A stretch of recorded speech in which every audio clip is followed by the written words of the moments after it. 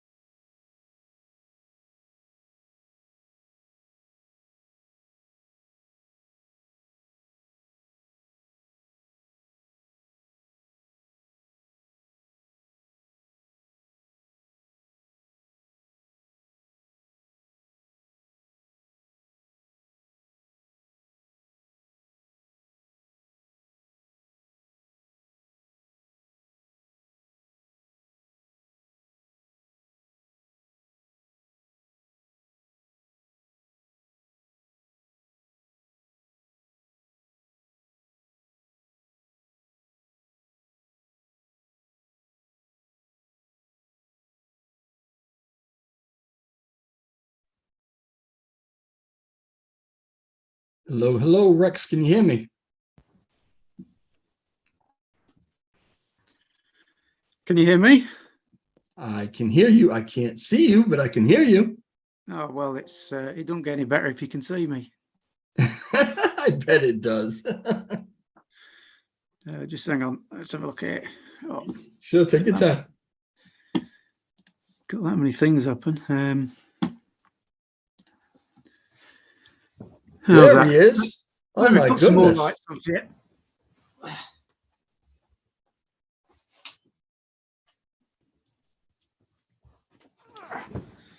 We're not used to this electricity stuff. It's only just been connected up this last few months. We've been working with candles for a bit.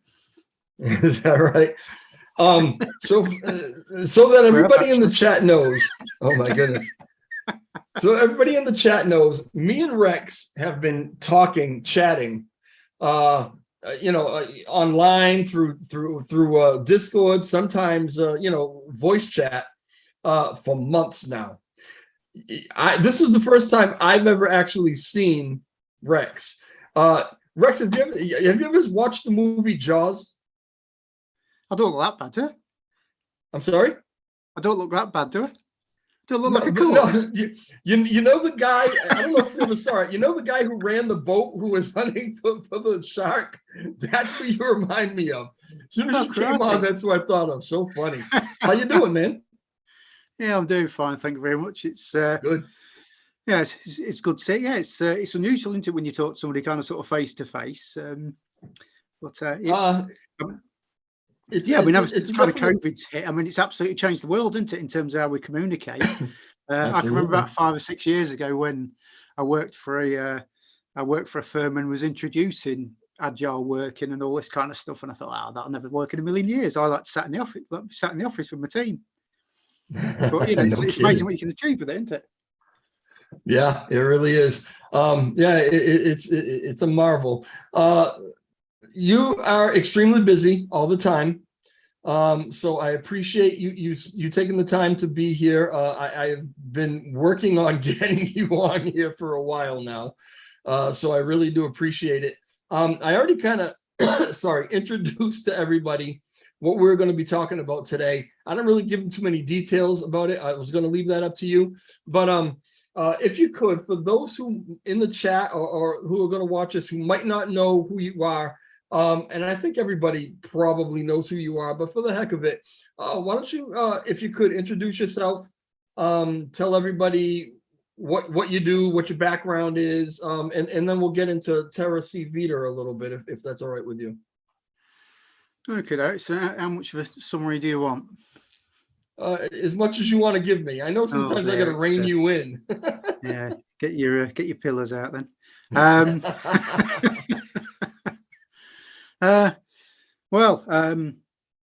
My background certainly wasn't anything to do with crypto. It's I've spent my life in kind of risk management and doing a lot of kind of sort of consultancy and working for charities in compliance and helping with governance and all this kind of stuff. So anything to do with kind of legislation and creating management systems and building companies and just making sure that any risks that they face are all kind of managed to a tolerable level. That's kind of my thing. So you give me something technical to read and it's like poetry. I'm just one of them kind of people. So I guess a few years before now, I'd worked or had contracts, if you like, with some, quite big places, if you like. I'd done a lot of work with Airbus to help them get through some international management standards, BA Systems, University of Derby. I worked with them for quite a long time. So some big organisations.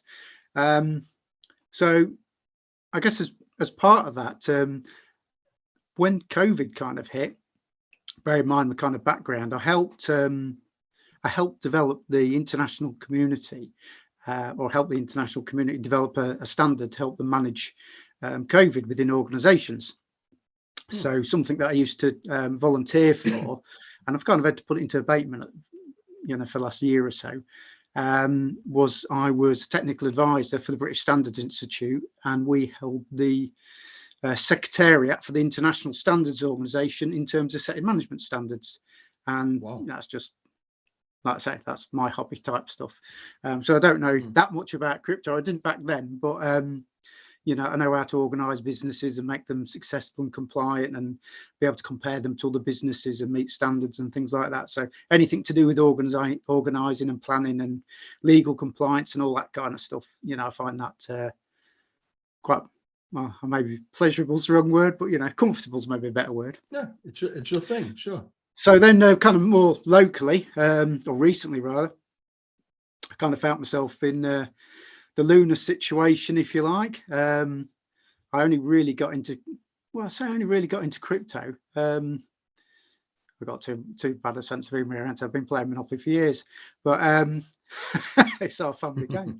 But my eldest son, he's been into crypto for donkey's years, and he's been mining Bitcoin since he was about 6 or 7. And he used to say to me, he says, "Oh, you ought to get this."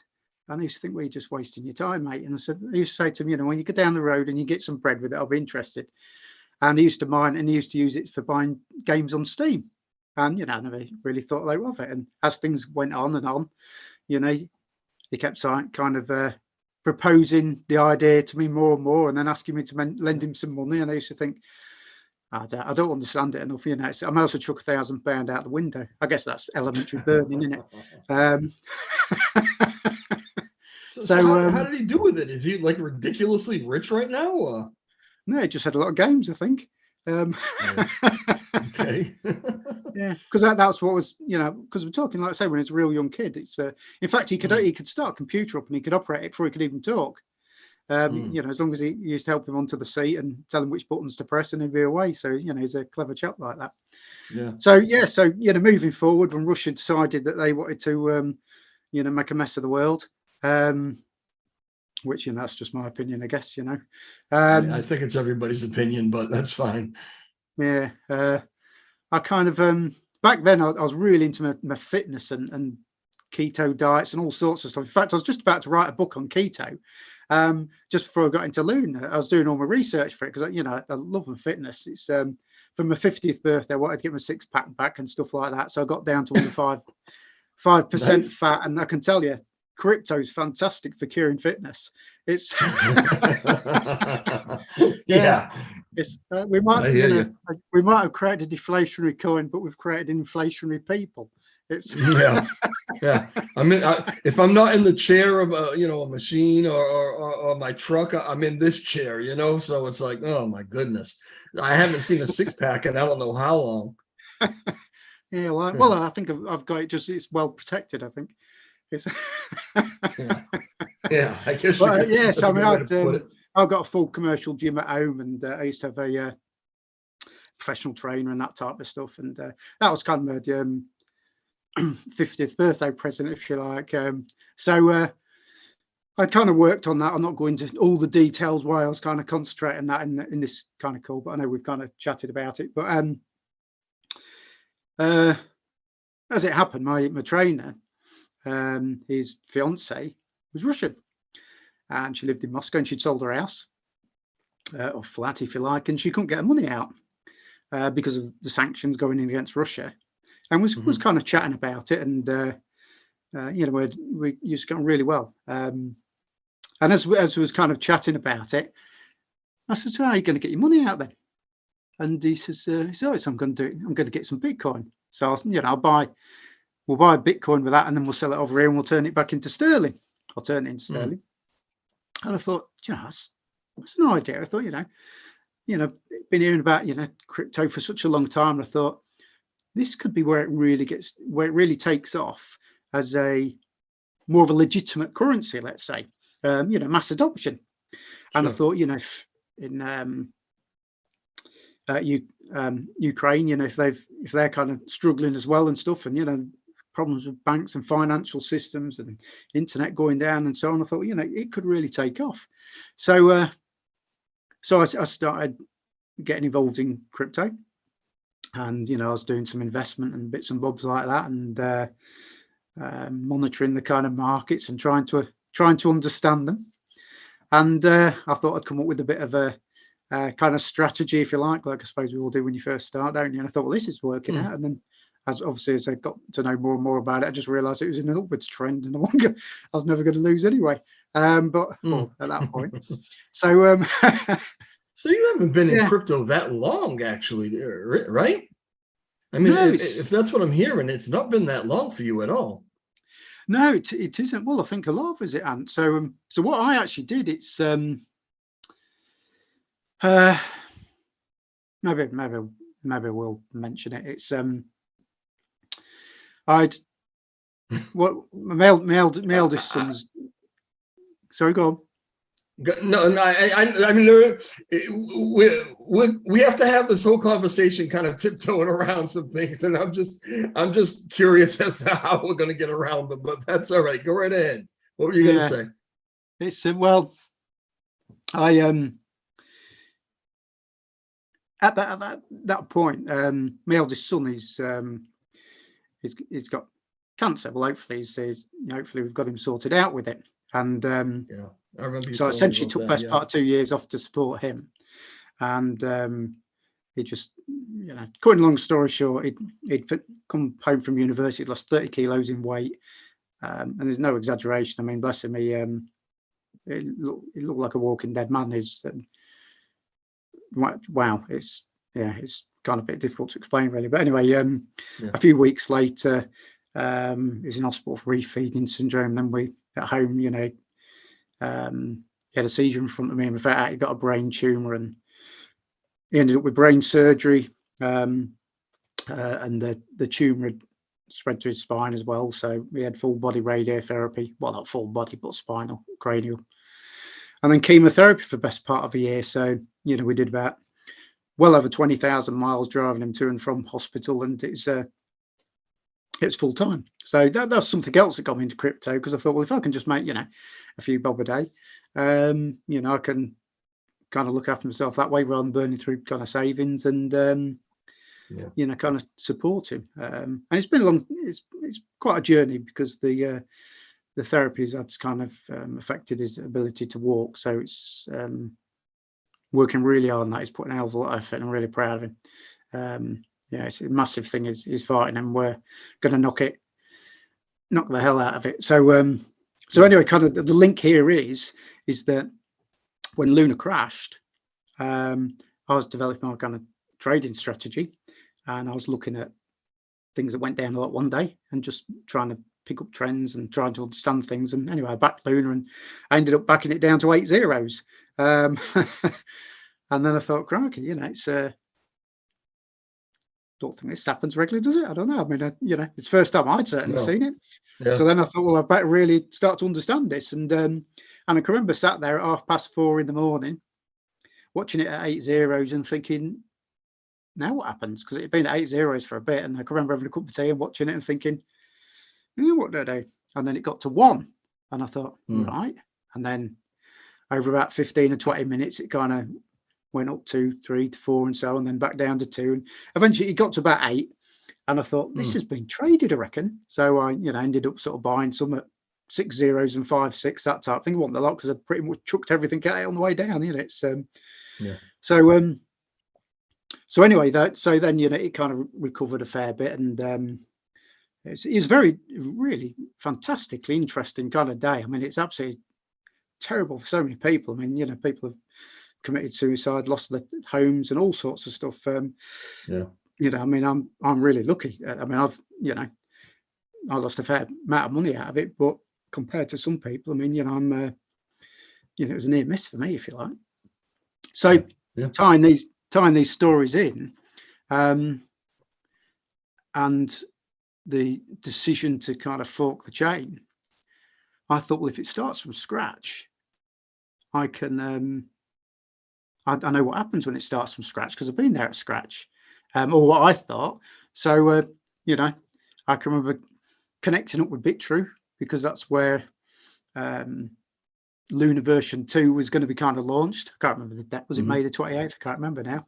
But I was there for within the first 5 or 10 seconds it's starting up, and I thought I'd kind of worked out that I thought it'd get to about 2 billion market cap fairly quickly, and I put quite a number of trades in when it was next to nothing, if you like. It's I thought, might naively I might be able to raise enough money to find a cure for cancer. That's what I was looking at.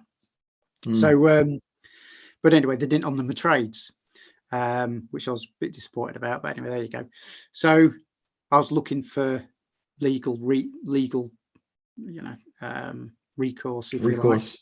Yeah, about it. And that kind of led me to get involved in Twitter, because I'd never been on Twitter. I'd avoided it like the plague.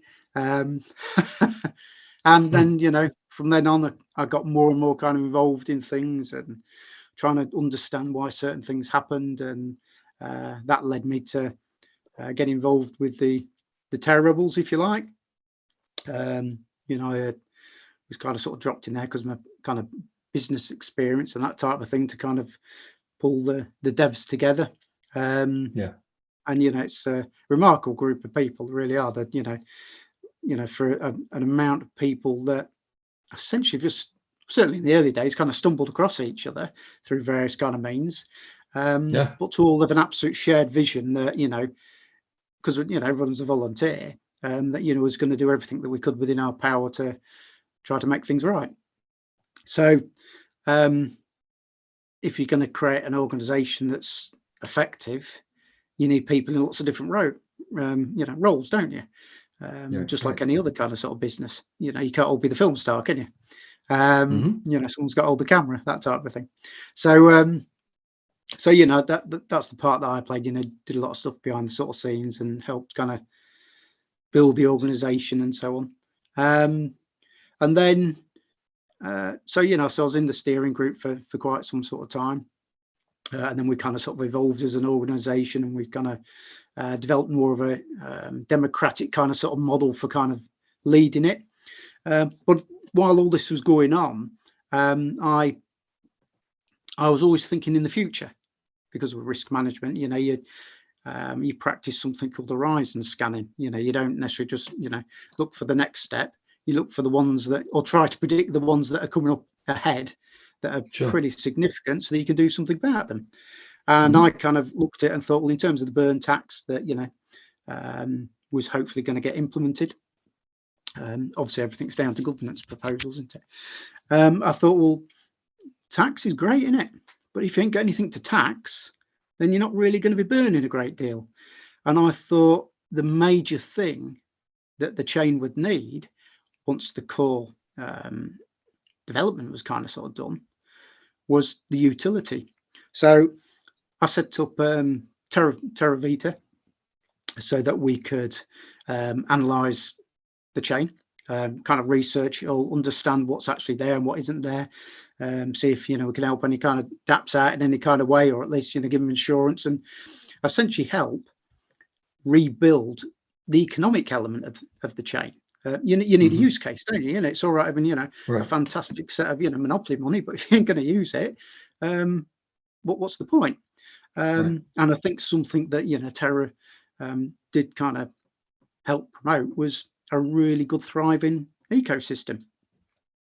So that's what kind of spawned TerraVita. So TerraVita, we kind of have a silent C within it, but if you like, it's bringing life to Terra, and that's what we're aiming to do.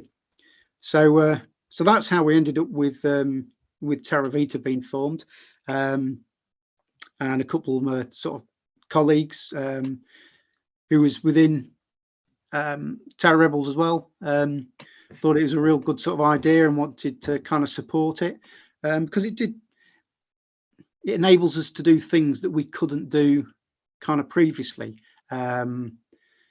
because we haven't got let's call it governance neutrality restraints and things like that. So that's pretty much how we've kind of ended up to where we are. So when did you begin developing the concept for TerraCVita? You call it TerraVita, but there's a C in there, so I always say the C. I say TerraCVita, but am I saying it wrong? Is it just TerraVita? Well, that's it. I like, can't you? I mean, in the English language, we're great at putting letters in that you don't need to use.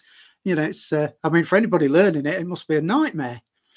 You know, so Because if you Google TerraVita, there are actually a lot of companies, organizations, different things that use that name, TerraVita. Because what absolutely. is I it? mean, well, you know, It means alive, earth. What does it mean? well, you pretty much hit the nail on the head there. I mean, it's yeah. I mean, terra means earth. You know, it's Latin for that. Vita means life, so hence it It's kind of life, went well right? together. You know, bringing life to Right, Terra. And we put the right. C in there because we're talking about classic rather than lunar, if you like, and it kind of sort of separates it. And yeah, so it's yeah. I don't I'm just pronounce gonna it keep Terra. saying Terra. I'm gonna keep saying TerraCVita. Oh, there you go. Anyway, You know. so yeah. So when did you come up with the concept, and when did you actually like really start developing it? Well, I've always got a plan B, C, D, and so on. It's you know, my mind never kind of sleeps, and with my risk management side of me, in case certain things happen, I kind of make plans like you do, and I was kind of mindful that, like I say, we'd need to build an organization that could help promote the chain. And I did a lot of research, talked to lots of organizations, and there's a couple of things, key themes that came out, which kind of surprised me, really. And well, there's a number of key themes here, really. And I was kind of trying to understand why some dApps were leaving the chain. You know, so if there's going to leave the chain because it's something that was kind of because of something was planning that I was unaware of, then I could let them know about it. I think just hang on for a bit. You know, we're working on a problem, and you know, just stay and things will be all right. So as time went on, it kind of built up a little bit of a theme and understanding of why some orgs were going. And the key themes was that there wasn't a UST on and off ramp, if you like, which is something we're working on. You know, Zaradar, I think, was in here yesterday. Was it yesterday or the day before? Kind of explaining things and setting out yeah, it was yesterday. roadmaps and so on. Yeah. So there's that, and the next thing I'm going to say, I don't know what people make of this, but you know, I'm honest to the core. They said they ain't got anybody running it, and I've had a few people say, you know, you need somebody to run it. Now, TerraVita isn't about running Terra Classic by any length of the imagination, not at all. But where the people was kind of, or I think there was coming to, was whatever they thought of Do Kwon and TFL, they felt that it offered some leadership in terms of helping to coordinate a like a promotion of the chain and the ecosystem and bring it out to the wider masses. So that's what they meant by leadership. They don't mean, you know, somebody setting rules or, you know, taking control or anything like that. I mean, we're a self-governed chain, aren't we? It's community governed. You know, it's nobody has control. Anybody in the world can put a proposal in, and providing it gets enough backing by the people, then it'll pass. So by default, it doesn't want anybody in control. However, maybe if you're like a champion, or I guess, you know, Binance, we call it a Binance angel, isn't it? I mean, you call it whatever you like. Somebody to kind of champion the cause of the chain and the people. That's what I kind of thought, well, that's really what I'm thinking of with TerraVita. You know, I want to kind of create something that we can absolutely market this chain to the world, and we can pull everyone together so that for people that aren't into crypto, they can come forward and they can, you know, look at, you know, the internet, if you like, and find us on the web, and they can think, oh, right, you know, it's look at the size of this place, you know, it's and hopefully that would give them some kind of reassurance as well. And, you know, they look at the capabilities and size of the ecosystem as it's gradually kind of growing. And as I've often used this kind of term, you know, kind of create a place where they can kind of tiptoe into crypto, as I call it, you know, so because I think so many people are frightened of it. You know, it's, you know, I mean, I'll say it myself. I mean, you know, every time I make a transaction, I'm thinking, have I got it right? You know, it's when I use my credit card, never bothers me. And I think we need to get to that stage where people are so comfortable with it. And I'm not talking about people that use it day in, day out. I'm talking about people that want to come into it, or maybe don't even know they want to come into it yet, but you know, they'll find it useful when they get into it. They're the people you got to make it easy for. So that's what it's all about. So it's about keep creating this kind of ecosystem. Maybe not answered your question really if I've elaborated, but No, so kind of creating this kind of ecosystem, but making it easy to get into crypto. And also, you know, as part of that, and I think Binance is pretty good at this, is educating. So through kind of educating people and kind of making it as kind of simple as possible and making it the comfortable and easy thing to do, I think that'll help with mass adoption. So if you think that, you know, there's estimates that maybe 1%, a bit over 1% of the world's population, you know, is confident enough to have a bit of a, you know, tiptoe through kind of crypto, if you like. Well, let's see if we can get the other 98 to 99%, because that's where the growth is, isn't it? That's where the new money is. And if you can, you know, get them people to not necessarily kind of look at it in terms of accepting the risk, although that's very important, but appreciating in terms of being able to use it as a regular daily currency. So we've got an absolute worldwide decentralized currency, and I think, you know, that our chain's absolutely got the capability for it. You know, I think, you know, we can make where we were before look like a bit of a trial run.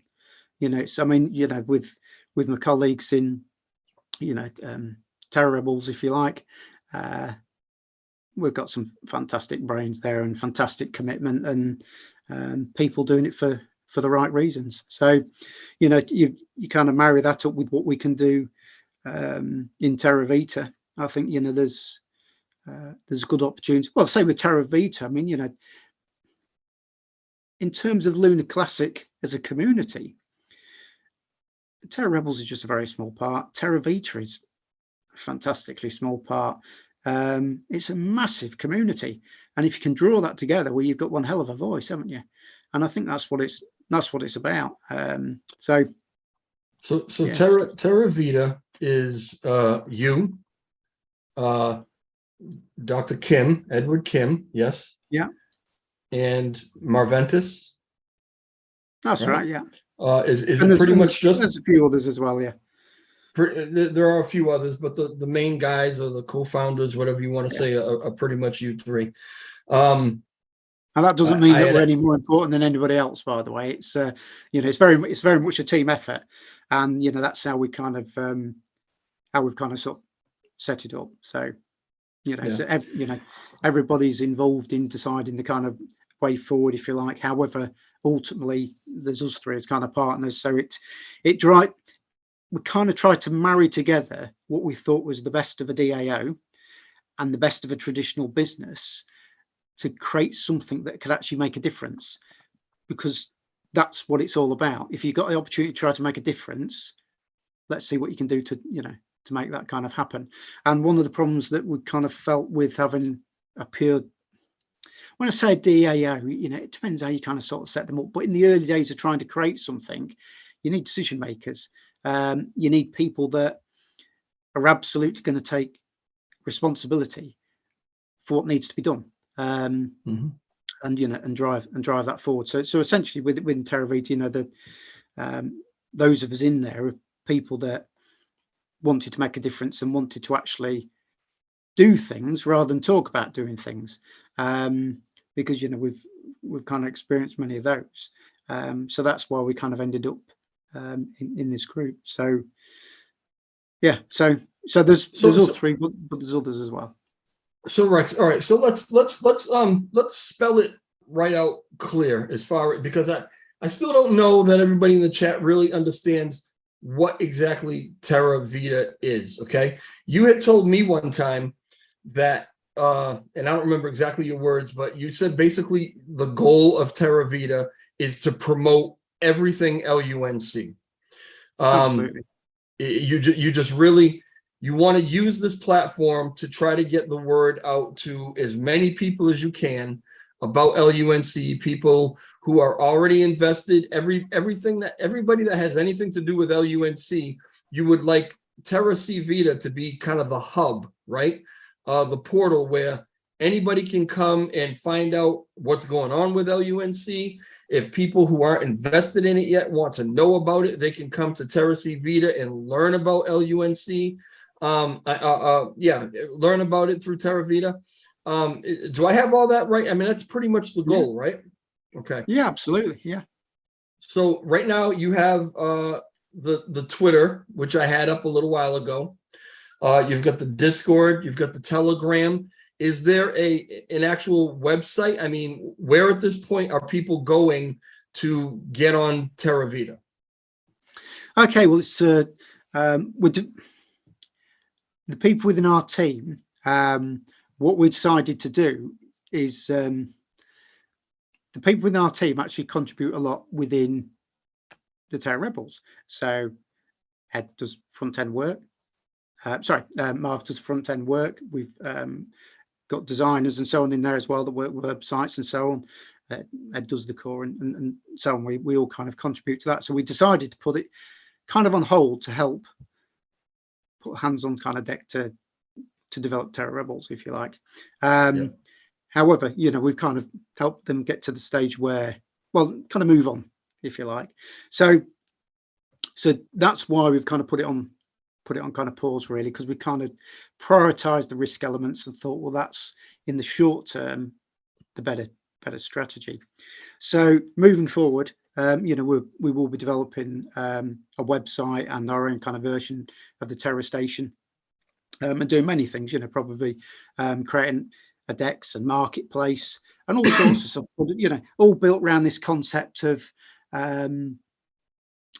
you know, promoting, like I say, promoting Lunar Classic as much as what you can. So the vision is, it's not necessarily about Telegram groups or Discord groups. It's about bringing people together. So, for instance, there's international communities of Telegram groups, same with Discords and all sorts of stuff. And to try to compete with that, we're coming up with your own Telegram group or Discord, even though we've got them. To be quite honest, within our group, we ain't got the time really to kind of sort of ban them, if you like. So, you know, they're there because quite often people like to go to some kind of places. However, within our website, what we'll do is we'll include all the Telegram groups in there that we come across, all the Discord ones, so that we can actually bring the communities together, so that all these people in these different Telegram groups, or all, providing all the admins agree with it, they'll all be kind of listed there, so you can find them all.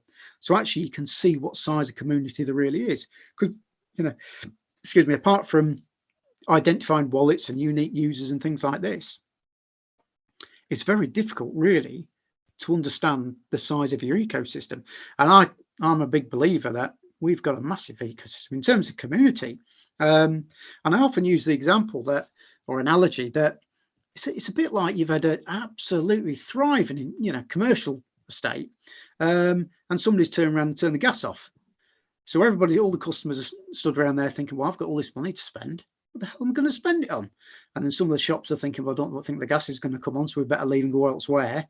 But, you know, you've got a few kind of that have kind of stopped there, if you like. And, you know, the validators that we've got, you know, I can't sing the praises enough. They're absolutely fantastic. They've kept it going. I was going to ask you about that too, about the validator, and I wanted you to get into that a bit, because obviously a project like this needs to be funded.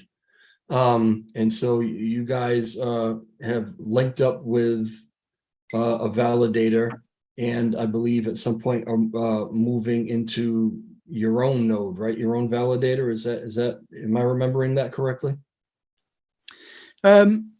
Yeah, it's, I mean, just kind of going back to what I was kind of saying, we've got this kind of commercial estate, but what we're actually managing to do now, we're managing kind of turn the gas back on.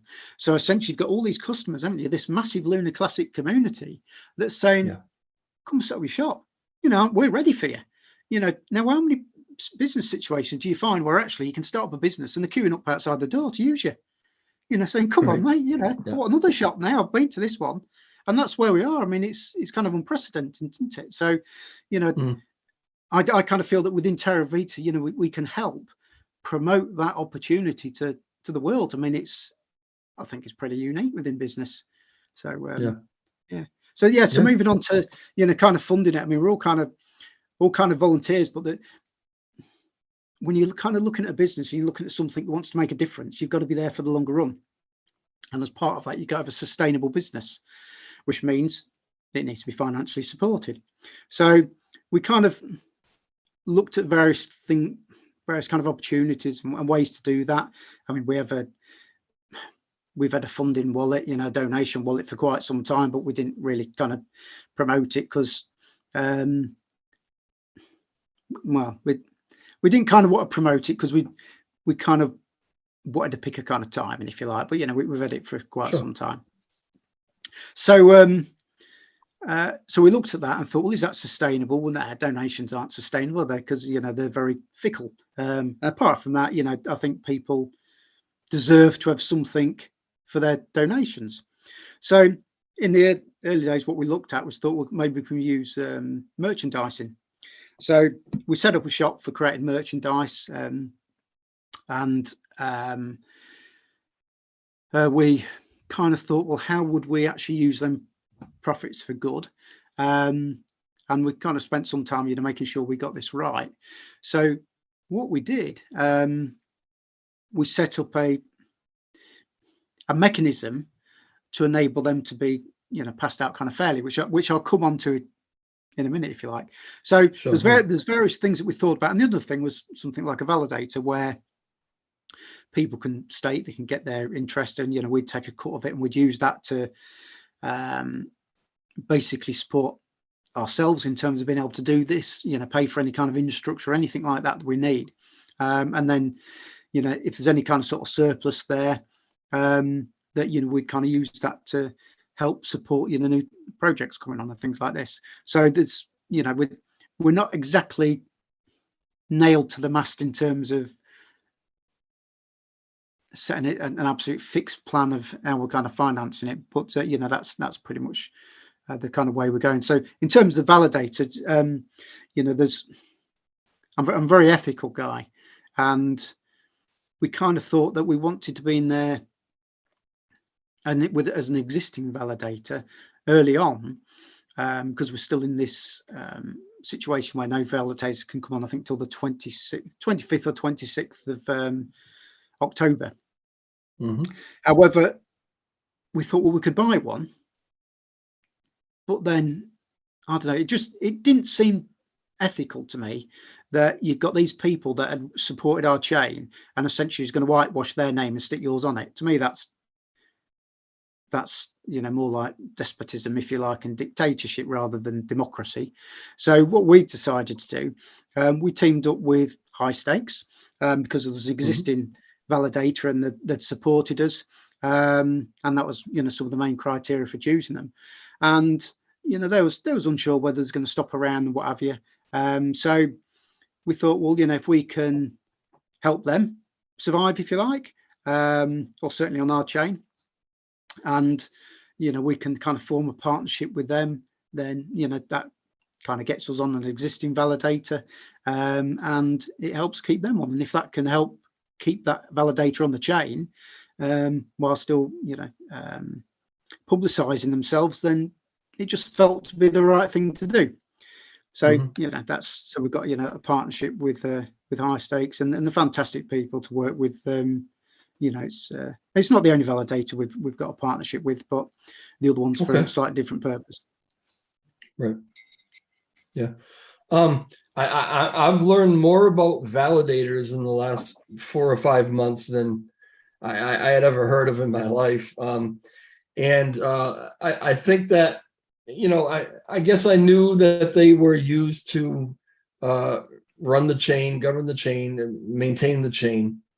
I'm finding that very many, well, all right, first off, it's a business, okay? And from what I'm understanding, they're very expensive to run a node, but if you get enough people delegating to you, it can also be profitable. It can also be pretty profitable. So I've been noticing, and I don't know if this is normal, maybe you can tell me, I've been noticing more and more that people are getting involved with validators and getting their own node, getting their own validator.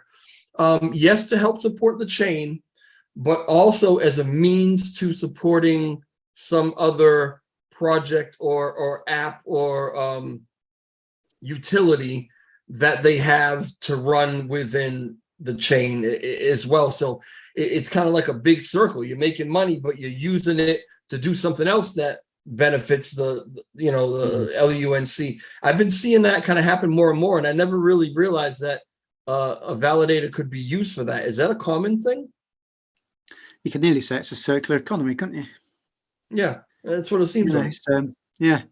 So I think, I mean, we've got, I don't know, what is it now, about 70 validators. They kind of it kind of changes somewhat, doesn't it? I thought there was like 90 something, but maybe. Yeah, okay. Yeah, so they're somewhere between 70 and 90. And so I mean, I can't look for a bit, to be fair.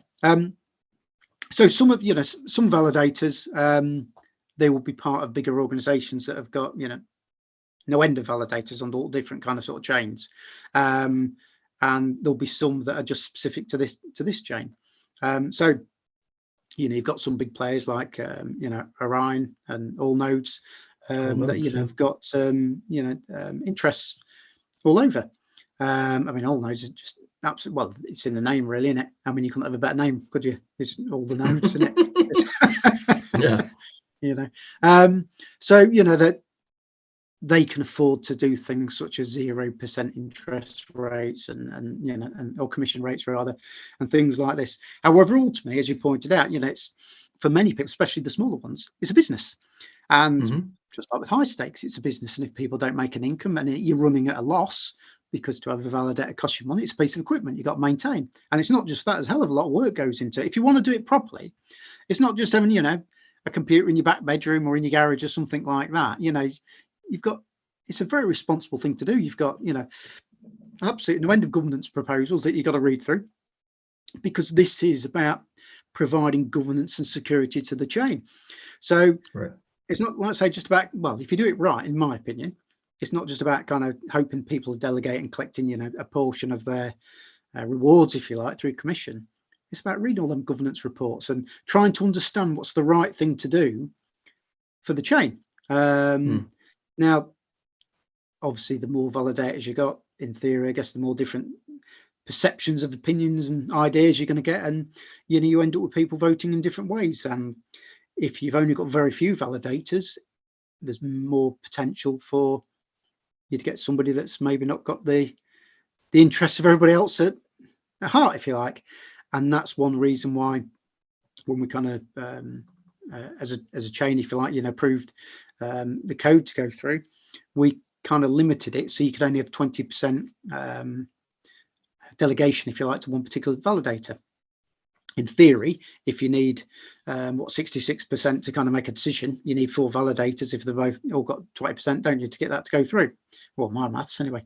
So, however, if you've got 60, 70, 80 validators, 4 isn't really very democratic, is it? You've got essentially 4 massive players in the field, so to speak. So to get that delegation spread out to pretty much, I'm going to say, as many as possible, is more of a democratic way to go about it. However, you've got to take into account there's some validators that don't do a great deal. I'm just being honest about it. They set the validator up, and you'll have people kind of struggling with how to delegate or redelegate or withdraw the funds, and they don't support the customers, so to speak. So if you want to be a good validator, I think you have to kind of put that support in, which was another reason why we went with high stakes, because they've got a good reputation like that.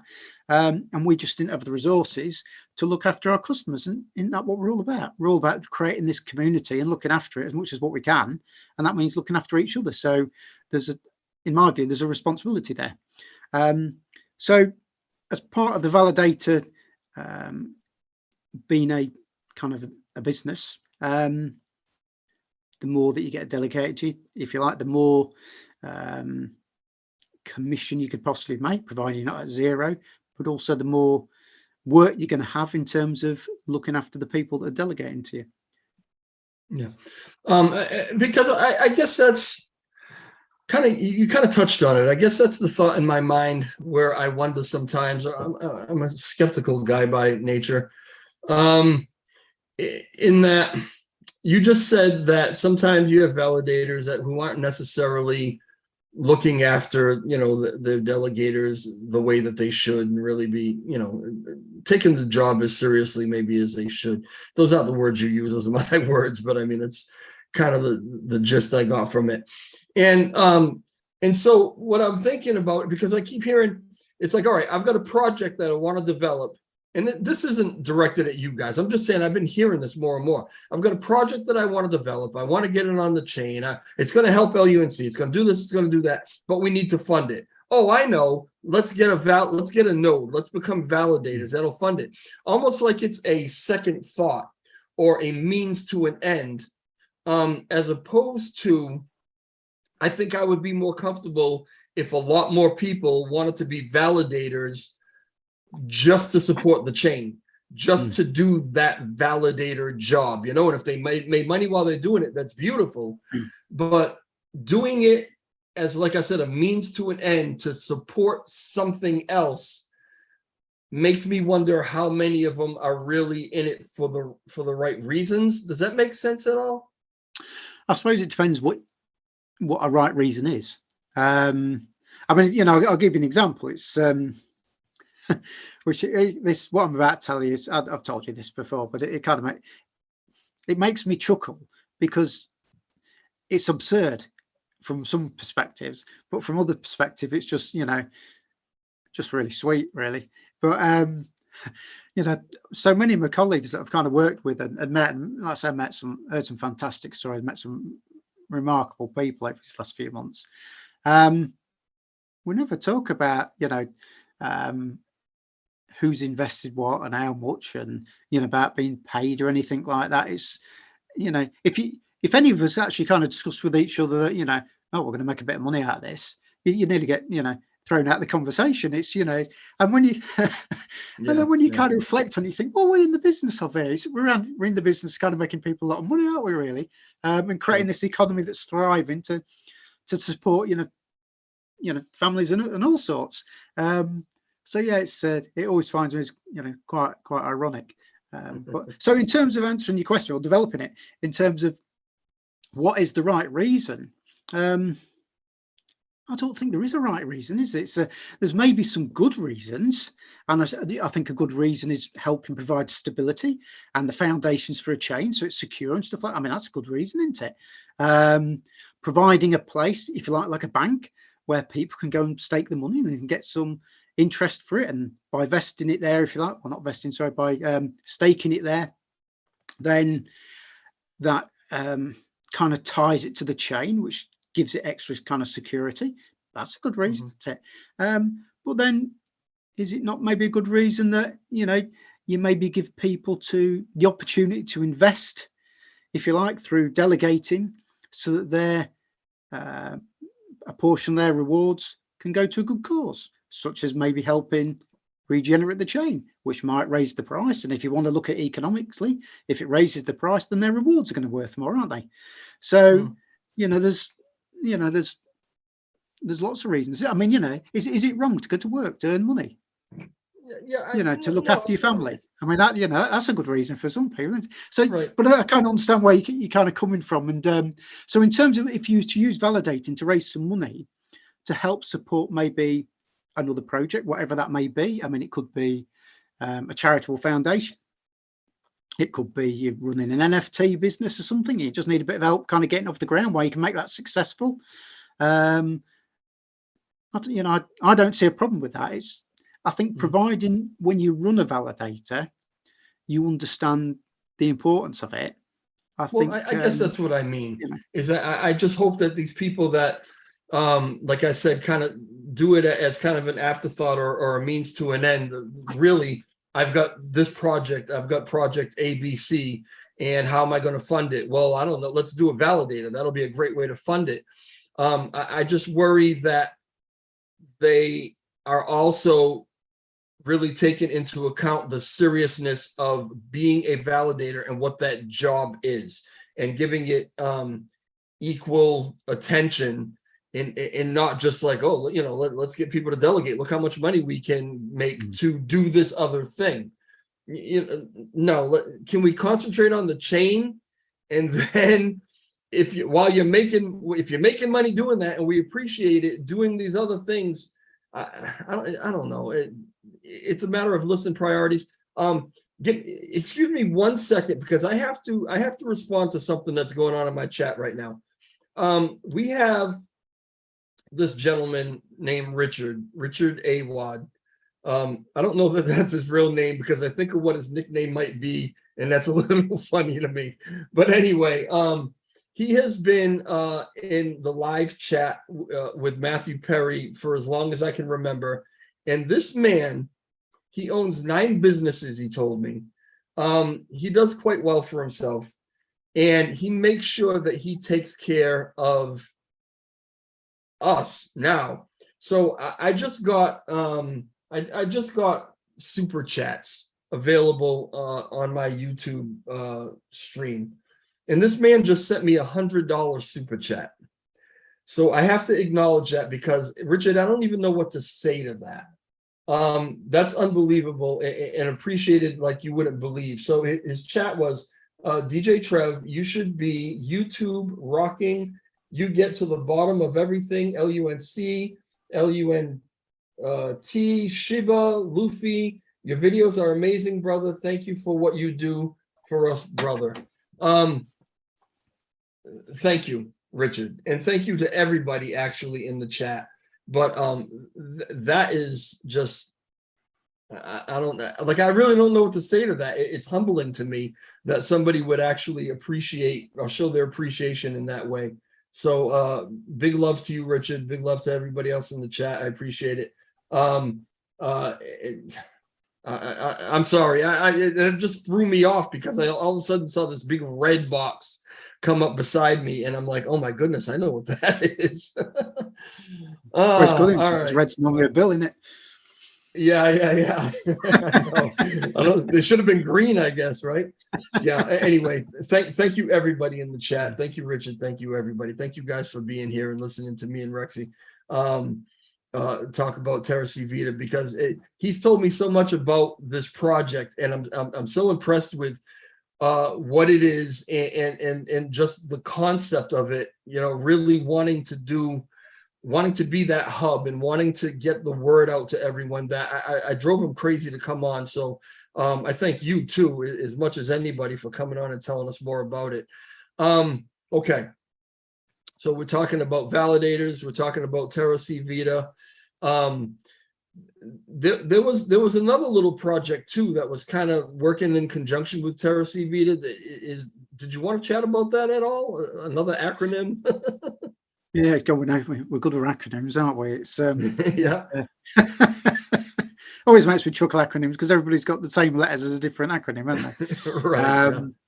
But yeah, so all the things we kind of thought about when we was kind of developing this broader strategy was with the validator kind of element, if you like, is that we're very mindful that when you're talking about governance, you've got to vote, in my opinion. Okay. So whatever it is that you're voting on, I think it's right that you make a vote. Okay. Now you either vote for, against, or you have a veto, or you have an abstain. Now an abstain is a vote, because it changes all the odds, doesn't it, in favour. So for instance, you know, we had I can't remember which one it was, but we had a vote go through just recently where there's only about 4 or 5% actually voted yes, but because of the amount, I think, was it abstains or people that didn't vote, I can't quite remember which one it was, it changed all the odds. So to have a validator and not, sorry, Carol. That was on the reducing the validator voting power to 10%, right? That's the one you're talking about, because that only passed by like with like a 5% vote or something like that, like 90% abstained. Yeah. But you know, in terms of the mechanism that works, so I think if you have a validator and you don't vote, well, that's, I don't know, I just don't think it's right. But that's my personal opinion. Not everybody shares that. Right. So from that point of view, when we'd kind of created TerraCVita, we kind of thought, well, it's something we couldn't do before when we, in our kind of opinion, when was working primarily with the kind of rebels as such, because the responsibility there was to deliver the governance kind of decisions. Whereas what we could do within TerraCVita, we could have one with a vote, which enabled us to support the community as we saw fit, but also it enables us to align to different kind of things that we think is the right thing to do. And of course, there's a responsibility with that as well. So it enabled us not to be governance neutral. And let's face it, if we want to publicize the heck out of, Lunar Classic and anybody that's kind of supporting it, well, that's not neutral, is it? I'd like to think it's neutral, not neutral in the right way, but so looking at all this and looking at how we could actually make the chain work, we kind of looked at what had kind of happened previously, and we kind of looked at Lunar 2 and sponsorship and things like this, and we thought, well, maybe if we could kind of create a way that we could generate a mechanism to be able to fund up and coming projects, providing we had the funding for it, then that could be something that would help turbocharge the growth of the ecosystem. So as part of this merchandise shop that we created, that we're kind of developing, not sure if we kind of finalize what we're going to call it. I think it's going to be the crypto gear shop or something like that. We operate it through a charity, and the charity is fully registered in America, and it's the Terra Classic Community Foundation. And as part of that, yeah, that's it. It sounds like some kind of revolutionary arm or something like that, doesn't it? But well, maybe it is a revolution,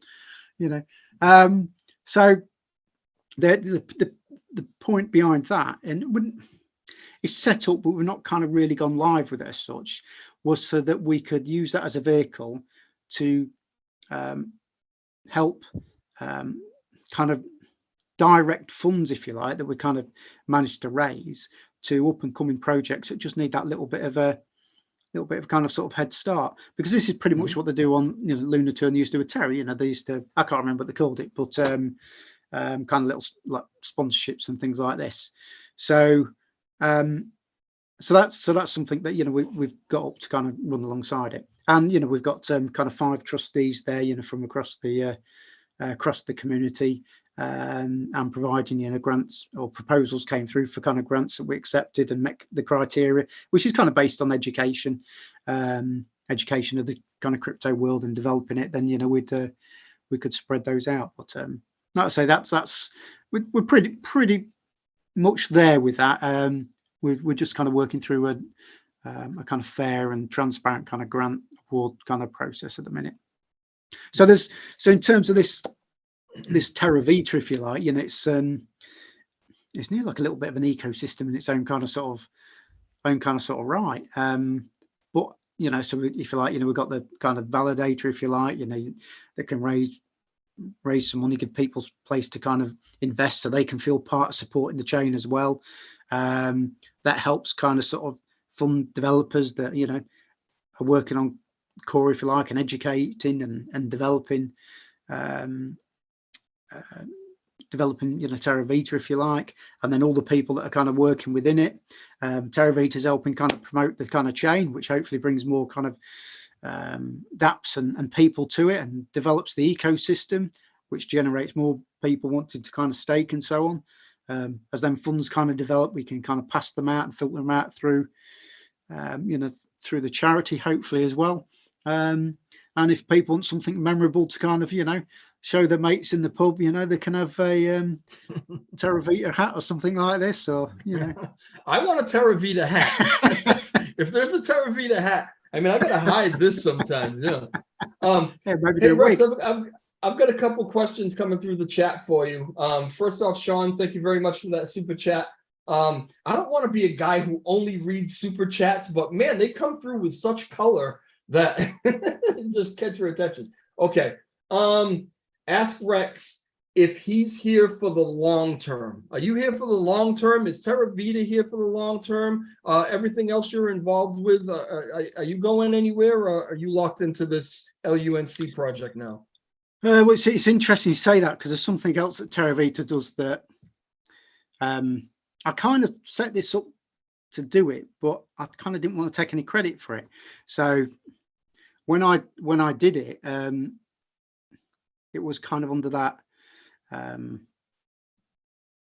what could you call it, kind of agreement that, you know, it was just something that I did for my own kind of, I don't know, kind of well-being, I suppose you might say. But Okay. when was trying to Ed, in his recent kind of article, he touches on this as well. But when the V22 kind of update went through, and I'd kind of been thinking about this for some weeks before. I was, like I say, in risk management, you look for vulnerabilities, and you look for them pinch points where things can go wrong. And I'd realised that over time, it became apparent that we're struggling to get votes through, and you'd have people in the community going around trying to get, you know, key people up and G them up to get them to vote for things and get the validators to vote, to get a governance proposal through, and then maybe to get enough kind of momentum behind, you know, public opinion to shame TFL into or cheer TFL along, if you like, to get a pull request through.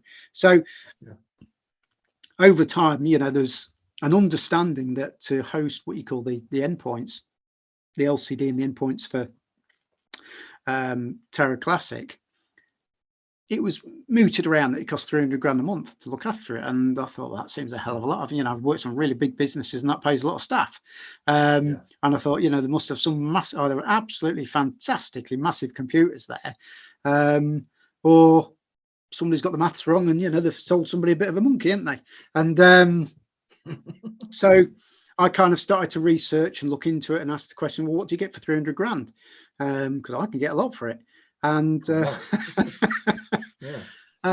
and nobody could seem to answer it. And I thought, well, we seem to be, you know, running around telling people these things cost X, Y, and Z, but nobody seems to actually really understand. I mean, you can tell them it costs £2.50 if you like. You know, it's you know, it's just got the same kind of legitimacy behind it. So sure, I researched it and I thought, well, if I can't find out what we're getting for this 300 grand, I thought, you know, I'll do it a slightly different way. And getting back to the old point of this, which was to make sure that when we wanted to get pull requests through, we could get them done.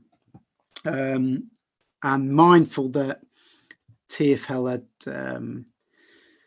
basically suggested that they wanted to sunset Terra Classic, because I mean, they've just got so much going on with Luna 2, I should imagine, and there's so much going on in the media. It's I should imagine they've got some fantastically difficult decisions to kind of make, and you've got to prioritize as a business, haven't you?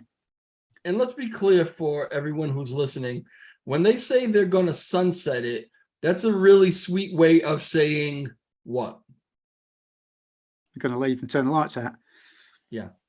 So right. But when they say turn the lights out, it's not quite like that, because you can't turn the chain off because it's the validators that run it. But what you can do is, if you think there's a till at the end of the shop, if you like, and you know, where you want to buy something and you need to interrogate the kind of menu and you know, pay and things like that, you need endpoints and stuff to interrogate.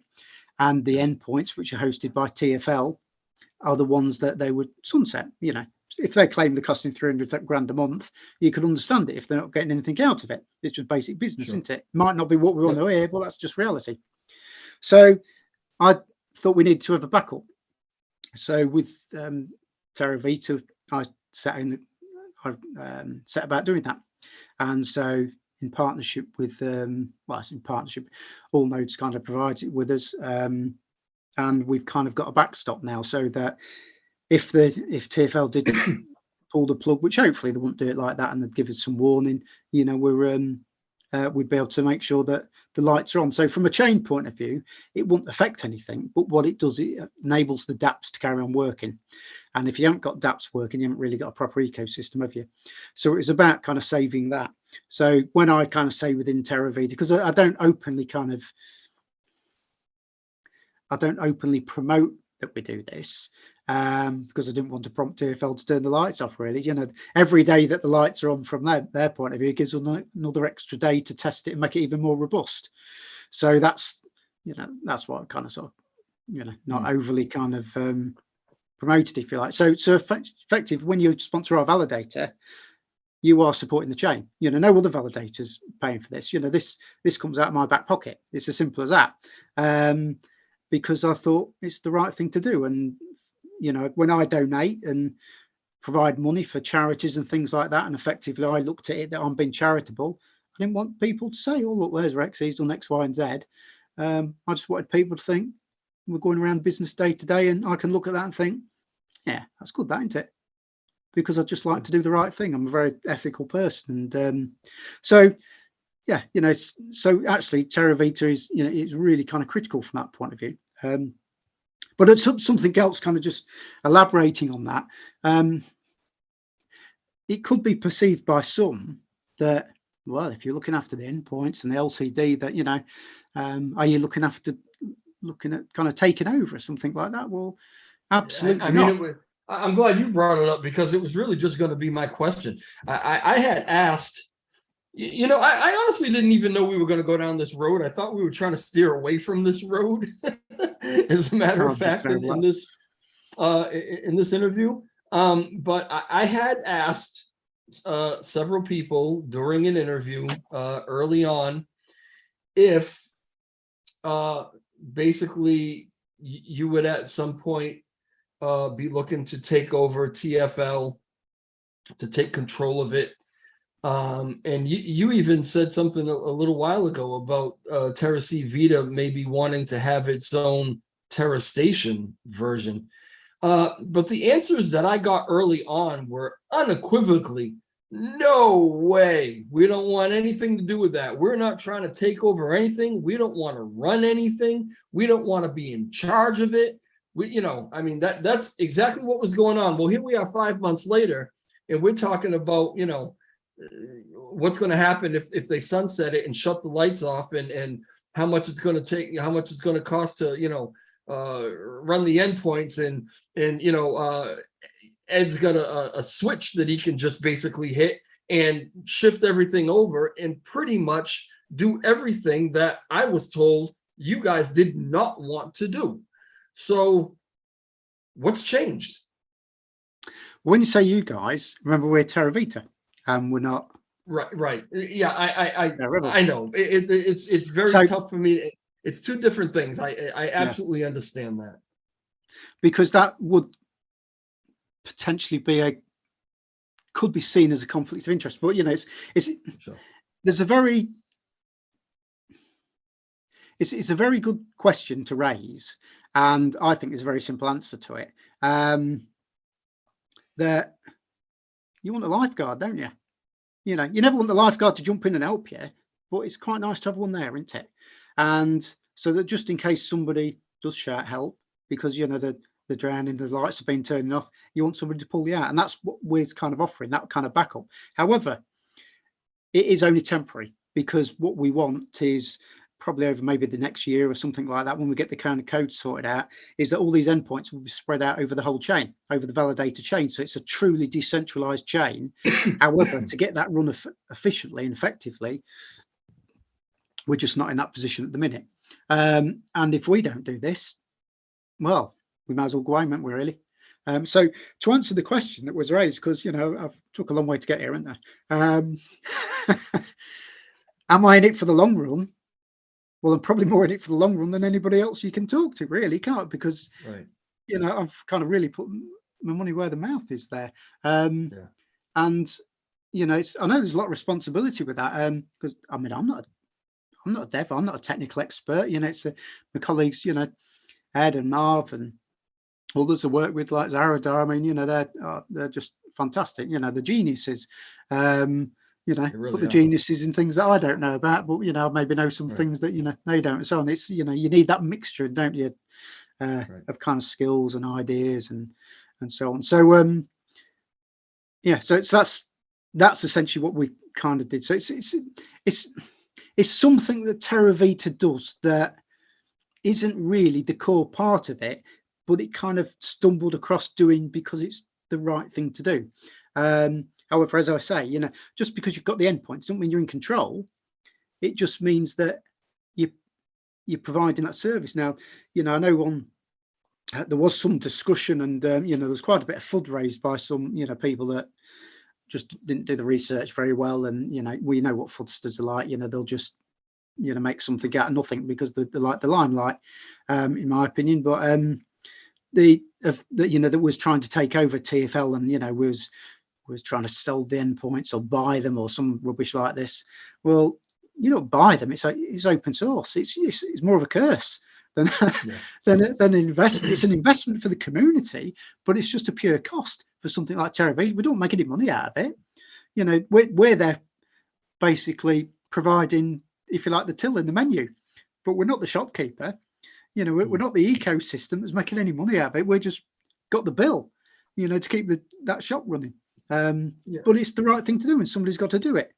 So, you know, hence that's another link to the kind of validator that we've got, that, you know, by the fact you're using a validator, and a validator is where, you know, these endpoints will eventually, you know, be, you know, across the kind of chain. You know, there's a bit of a kind of nuance there, isn't there? But I wanted you guys to be the lifeguard, and I know you guys, whatever. I wanted that lifeguard at the beginning of this. It's like, if you know, if you want to use that analogy, it's like you legitimately know someone who's very, very good at swimming, and there's a lifeguard position available. We need a lifeguard on this beach. And so I go to them and say, hey, do you want to be the lifeguard? No, I don't want nothing to do with being a lifeguard. And eventually you realize, you know, we do need a lifeguard. We're kind of good. I'm good at being a lifeguard. So, you know, all right, let's give in and let's be the lifeguard. And that's kind of where we are. But it's like, you guys are all geniuses, but sometimes it takes you so long to realize what we need from you, and what, you know, you're so hesitant sometimes to do the things that we just want you to do, because maybe you're afraid of the perception, like, oh, we're trying to take over. You know, early on, I don't think anybody would have cared if you guys took over. Okay, that's kind of what we wanted you to do, because nobody else was, you know, we weren't trusting TFL, we weren't trusting Do Kwon. I'm on a rant. I'm sorry. I'm going to cut my rant for a second. I've got another question. You know, listen, just for everybody who's listening, Rexy and I have never had a conversation that was less than an hour long, right? And I remember one time you sent me a message that said, listen, I want to talk to you about something, a quick 15-minute, I was just going through our messages, a quick 15-minute conversation I'm going to have. We were on the phone for, I think, 2 hours that day. Just kind of how it goes. That's the cause of global warming, I think, isn't it? So I'm going to read this next question to you. This one comes from Richard, another super chat, and I appreciate it, Richard. All right. Anyway, to cut all ties to Do Kwon at this point, I believe he has a presence that keeps the coin down. I don't know that that was a question. It's more of a statement of how Richard feels, but I don't know. As a representative of TerraCVita, do you have any thoughts on Do Kwon and where things are at right now? There's an arrest warrant for him and 5 other guys. Does that have anything to do with what you're doing right now? Well, that in itself doesn't have anything to do with us. You know, we're not judge and jury, or, you know, the law enforcement agencies. But no, in terms of Do Kwon, I've never met the guy. I've never spoken to the guy. I certainly wouldn't want to be in his shoes. Whether it was before, you know, the DPEG and the spiral, or not. I should imagine he's had some fantastic difficult conversations. It's not for me to speculate whether he's guilty of anything or not, really. And,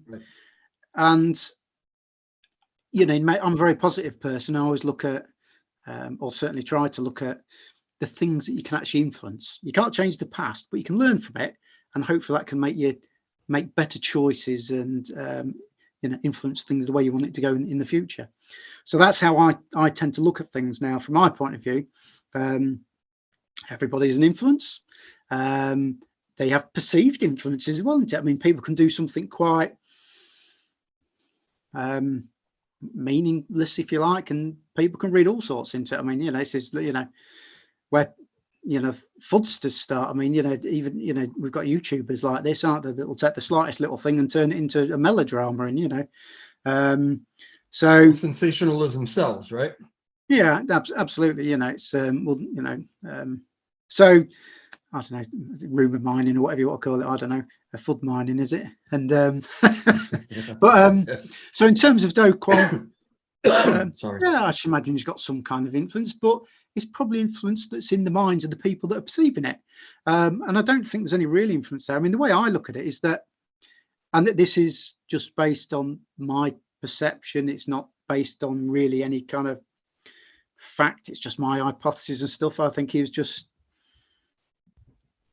in an unfortunate position, and things had happened and took advantage of him when that he wasn't kind of expecting, and things are kind of moved on from there. So it's I think looking at it positively, he's given us a massive opportunity to make this a truly decentralized currency, which is what the world wants. And the speculation to say, well, he wants it to fail because he's not been supportive and this, that, and the other. Well, you've got to sit back and you've got to think, how can you give something to a community and then support it in terms of leading it or driving it or encouraging it, or maybe even activating pull, so whatever it is, because every time you touch it, you're interfering with it, and then it's not community owned, is it? So maybe reflecting back on the previous kind of part of the discussion and question, if we'd maybe, well, or somebody took over the endpoints from TFL earlier on, or the developers, and because there's other teams out there, then probably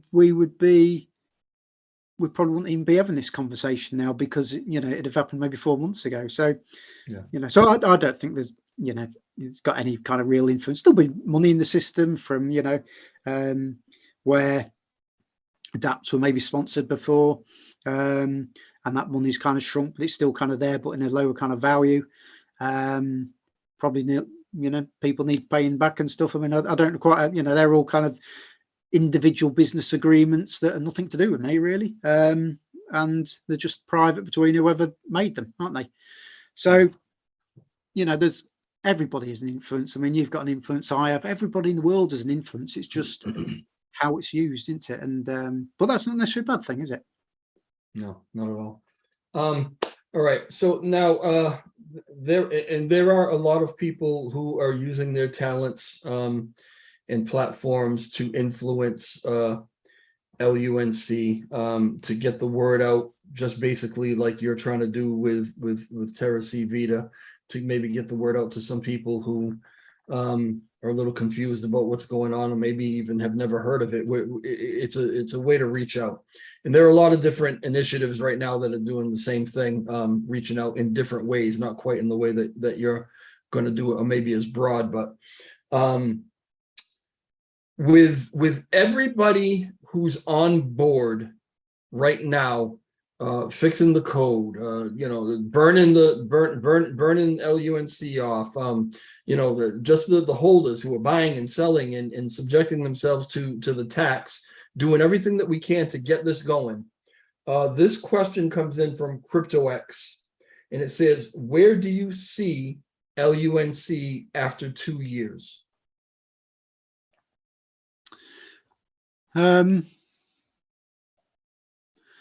Well, something I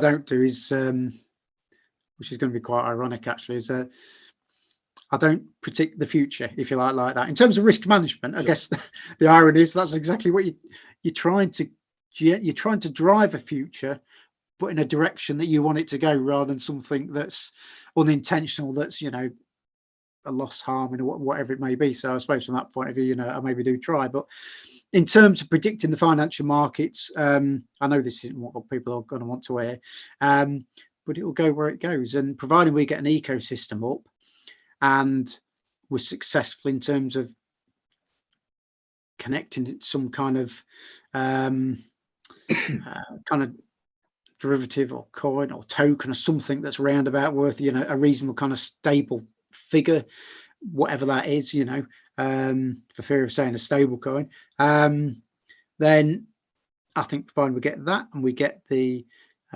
chains updated in code, so they've got parity with Luna version 2, so then dApps can just, you know, basically just jump across, and we're competitive with other Cosmos chains and so on, then if that's happens and we get the ecosystem and people support it, because, you know, it's not us that's driving the change, you know, we may be helping enable it and promote it, but we've all got a part in it, you know, it's the whole community. Every time you go to the pub or you go to the, you know, shop and people say, what have you been doing today? And say, oh yeah, I've been looking into this, you know, new kind of crypto, or I'm involved in it, or, you know, I bought some of this, and, you know, it's it could go up, it could go down, but I bought it, and, you know, I paid a bit of tax on it, but apparently that's a good thing, you know, it's, or whatever it is, you know, whether trying a new, you know, piece of technology, that whatever it is, you're spreading the word and you're helping to build that ecosystem and engender some kind of understanding, and providing all this goes on, and we, you know, we end up burning some of it and we're increasing the value of the ecosystem, then I don't see why it shouldn't go up in value on a per coin basis, wherever the market cap sits. That'll depend on what the world thinks of the currency. I think it could, I'm not going to say in 2 years, but I think it could get back up to where it was at some point. I don't see why it shouldn't do, if that's what people want. If people don't want it and they want to talk negative about it, then it won't do. It's as simple as that, you know. If I don't spend, you know, I mean, I'm from the UK, if I don't spend sterling, well, it's not going to be very good for the pound, is it? You know, it's as simple as that. Or I don't buy anything, or so we've got a currency, you've got to use it. Simple as that. I was gonna reword. You kind of answered it for me anyway, but I was gonna reword that question in a different way, because no, we don't do predictions, and I see people asking for predictions all the time. Oh, do you think it's gonna? Can it get to a penny by, you know, Christmas? Can it, you know, next year, can we hit $1? 2 years? What, you know, we don't do those kind of predictions, because first off, not financial advisors, nothing that we say is financial advice, but also we don't have a crystal ball, and there's just no way to tell. But I was going to reword it and ask you, but I think you kind of answered it anyway. I was going to ask you, a lot of people are wondering, you know, can we get to that penny, that 10 cents, that dollar, or whatever? But to me, in my brain, the way it works, if we are fixing it and putting it back, giving it its job back almost, right? You know, not a stable coin. What is the acronym now? What is this new thing that we're doing? ATF or something like that? Token or something, is it? Yeah, fungible. Right. That's what we're doing, right? But anyway, if we're giving it its job back and making it maybe even safer than it was, so that the issues that happen that were able to crash it maybe aren't able to crash it anymore by backing it by something else or whatever. Why are we talking about, can we get to a penny, can we get to $1, when this thing just before the crash, just 5 months ago, was almost $90 a coin? Why can't we get back to those levels? Is that even feasible? Well, people used to say that, you know, if you travel more than 20 miles an hour, your head will explode in your nose, you know, and things like that. And you know, people will never go to the moon and stuff like that, because, you know, you can't land on a ball of cheese, can you? You know, so there's all sorts of odd ideas, isn't it? I mean, some people still think the world's flat. I mean, you know, well, you know, it's a remarkable world we live in, isn't it? It's you know, it's, yeah. I mean, I yeah. I mean, trying to, you know, I never really. I've kind of recent years watched YouTube a fair bit, so I don't actually watch a lot of telly and stuff. It's we've got more tellies in our house and we've got bloody walls, but, you know, we never turn them on. And it's like we have a collection of tellies. So there must be a black and white one here with a little turning knob on it somewhere as well. I should imagine. A little rabbit ears. It's probably still got the out limits on it. If anyone can remember that. Yeah, you're going way back, sir. I think there's in the UK there's only 3 channels back in them days, so which is, you know, it's quite handy really, because you didn't have to worry about what he's going to watch. You only had 3 choices. So I totally agree. You know, can it get to $1? Can it get to $10? Can it get to $90? I'd say, well, why shouldn't it? You know, you know, you look in terms of crypto. Some people describe it as monopoly money and stuff, and you could say it is. Well, in the UK, sterling to many extents been monopoly money for 400 years, ever since we brought in paper money, and the weight of the actual metal in the coin didn't actually relate to the actual value of it. You know, it's on the trusted there, isn't it? And crypto is just the same. You know, you trust that somebody's going to give you something of the same value in return. So as part of that, if you kind of build up that trust, build up that ecosystem, get people back involved, I don't see why it can't get up there. The mountain that we've got to climb is burning off this massive amount of inflation that was created, you know, on the spiral, if you like. You know, it's I mean, what do we go from 340 million, was it, to 6.9 trillion, something like that. I mean, it's a fantastic amount, and you know, you can do, when people are talking about no respect, there's been some fantastic efforts, but when people are talking about, oh, we burnt 10,000 lunar, or we've burnt 1 million and stuff, I mean, brilliant. And it's really helped get the idea out there and to get momentum up and get people involved, but actually making a difference. You know, it's a bit like a fart in a hurricane, isn't it? You know, it's in terms of that kind of impact, but you know, massive kind of efforts, if you like. So so that's what we've got to get over. We've kind of got to get that kind of sort of burnt out, and that's going to come through activity. But once you get to that stage, remember, market capitalization is one thing. That's independent from whatever the actual value is in terms of each coin. You know, we could probably easily get to 20 or 40 billion market cap, but your lunar ain't going to be worth, you know, 90, or lunk rather, worth 90 kind of dollars for each one, unless you can kind of burn that out, so to speak. So there's lots of ideas of how to achieve that, but in terms of where it could get to, I'd like to think last time it was a bit of a dry run. That's what I'm working on, because I don't see why it shouldn't be. There's other things against it, you know.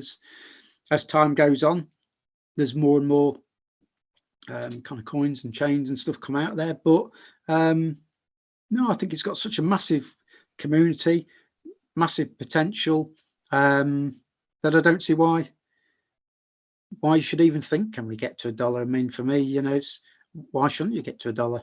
You know, or wherever else. It's but it makes me laugh when people turn around and say, oh, when Lambo and all this kind of stuff. I've never actually heard that ever been said by anybody serious. But I'd never want a bloody Lambo. I mean, if you drove on the roads where I live, you know, you'd never get more than a mile down the road. Over here either. No, maybe a Forerunner. All right, so here's a very noob question. All right, but I hear it a lot, and I just need a simple explanation for this, because you actually just brought it up. We went to 6.9 trillion from whatever it was, right? Like in a week, right? In a matter of like 5 days or whatever it was, boom, skyrocketed. All of a sudden we got 6.9 trillion. Why is there no way to just reverse that and drop off trillions of it in a matter of weeks or months? Why can it go up so fast but can't come back that fast? Well, we can. It's a very simple thing to do, but it needs the absolute cooperation of everybody, and it needs us all to be very ethical, and not necessarily be particularly business savvy. But if we all give away 99.99% of what we've got, then yes, we'll soon achieve that, won't we? Because we'll have got rid of it. But the value will be exactly the same. So yeah, you could easily do it, but is that really getting you what people want? Right. Well, yeah. You couldn't easily do it, because who's going to do that? Who wants exactly. it, So, right? I've had somebody just the other day turn around and propose a way that he thought he could solve this problem very quickly. And it basically revolved around people that was delegating, giving up the money and just throwing 90% of it away. And I thought, you're just not in the real world, mate. So I don't know anybody who's going to want to do that. It's maybe a lovely thing and very philanthropic thing to think, but it's just not in the real world. And it's not something that I think people should have to do, or even, even kind of aspire to do, just because aren't we trying to help return some wealth to people that have been absolutely kind of destroyed here, and asking them to essentially throw away even more of the money? To me, that's ethically wrong, and which is why, from a TerraCVita point of view, in terms of funding and stuff, we're shied away from donations and things like that. Like I say, we've had it set up for quite some time, but we didn't kind of launch it because I don't. It makes me feel like you're putting your cap out and stuff, but some people like to do that, so we've got that as a kind of sort of vehicle. But no, I think you need to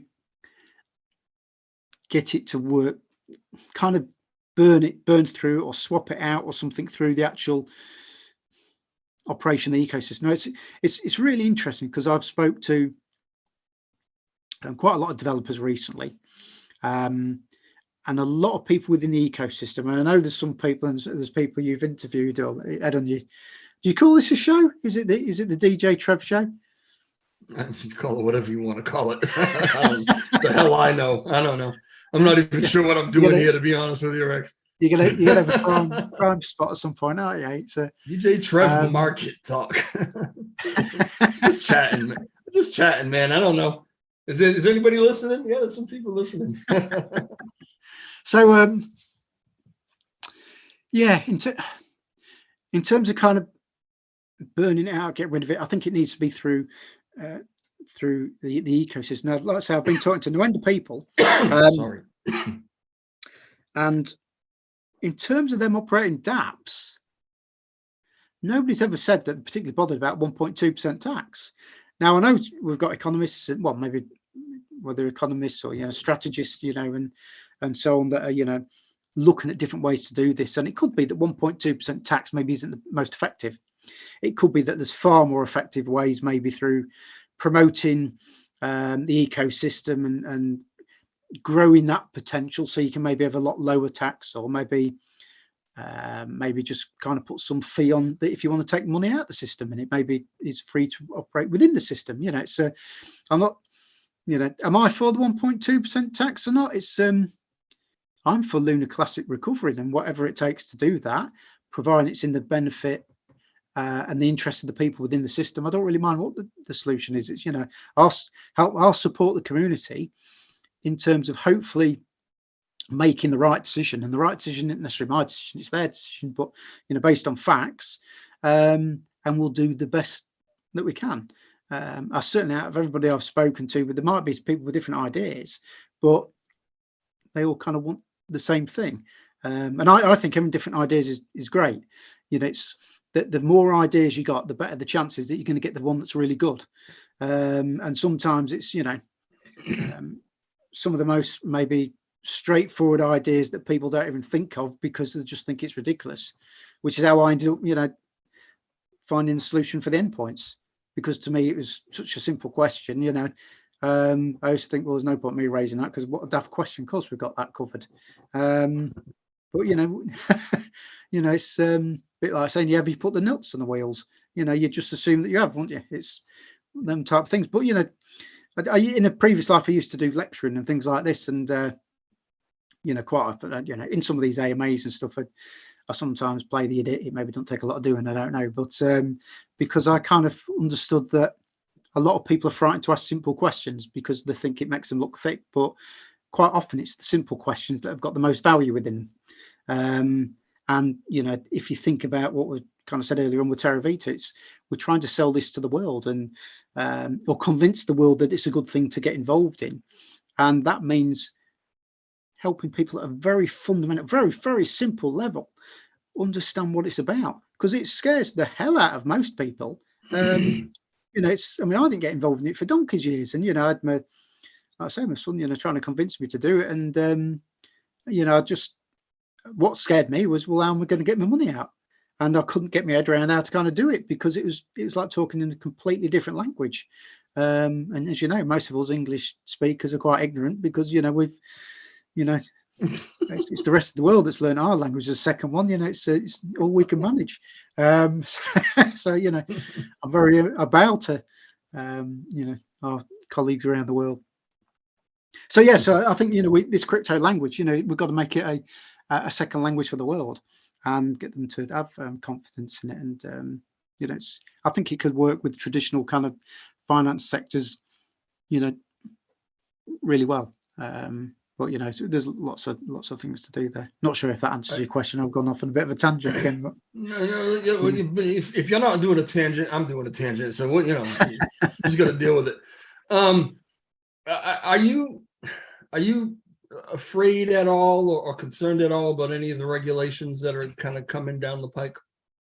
Different things they're talking about, the the stable coin bill, and all these other things.